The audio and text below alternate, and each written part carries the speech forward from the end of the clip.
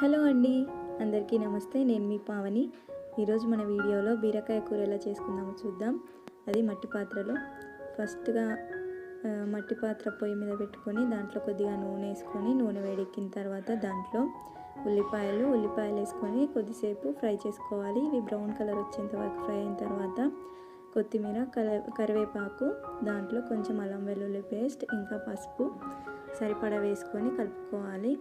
ఇవి కలుపుకున్న తర్వాత దీంట్లో మనం కట్ చేసుకున్న బీరకాయ ముక్కలు వేసుకొని మంచిగా కలుపుకోవాలి. ఇలా కలుపుకున్న తర్వాత ఒక 2 మినిట్స్ మంచిగా మగ్గనిచ్చుకోవాలి. ఇలా మగ్గిన తర్వాత ఈ బీరకాయ ముక్కల్లో మంచిగా కలుపుకున్న తర్వాత దీంట్లో టమాటా ముక్కలు వేసుకొని కలుపుకోవాలి. ఈ టమాటా ముక్కలు కూడా మంచిగా మగ్గేంత వరకు కలుపుకొని దీంట్లో సరిపడా కారం, మనం ఎంత కారం అయితే తింటామో అంత కారం వేసుకోండి.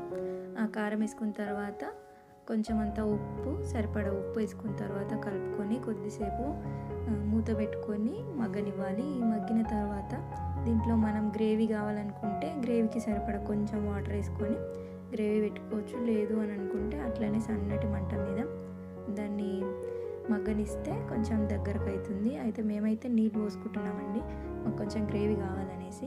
ఇలా నీళ్ళు పోసుకొని కొద్దిసేపు తర్వాత మూత తీసి చూస్తే దగ్గరకు అయిపోతుంది. ముక్కు ఉడికిందా లేదా చూసి దించుకోవాలంతే.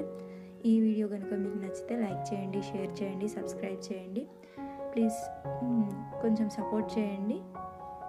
ఇంతే అండి, సింపుల్గా మన ఇంట్లో ఎలా బీరకాయ కూర చేసుకోవాలో ఇంతే అండి.